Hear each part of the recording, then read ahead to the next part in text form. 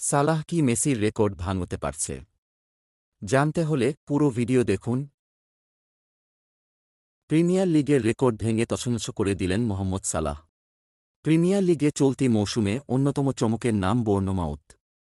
Point তালিকার ৩-এ থাকা Nottingham ফরেস্টের বিপক্ষে আগের ম্যাচে ৫ গোল দিয়েছিল তারা। লিগে এর আগে ম্যানচেস্টার সিটি ও ম্যানচেস্টার ইউনাইটেডকেও হারিয়েছিল দলটি।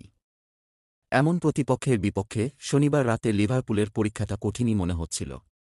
ম্যাচ জুড়ে বিভিন্ন সময় চ্যালেঞ্জে অবশ্য লিভারপুল পড়েছিল ঠিকই, যদিও শেষ পর্যন্ত সেই চ্যালেঞ্জ ঠিকই উতরে গেছে আর্নে স্লটের দল।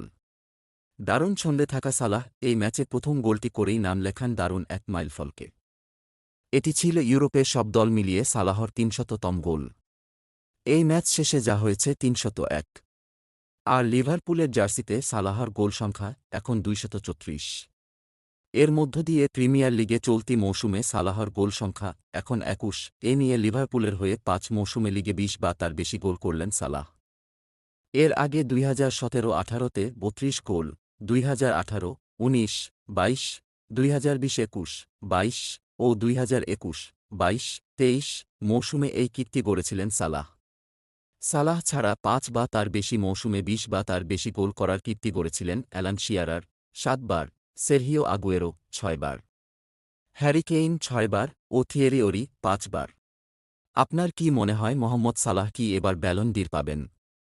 নিচে তা কমেন্ট করে জানান। সত্যি মেসির রেকর্ড কারোর ভাঙা সম্ভব নয়।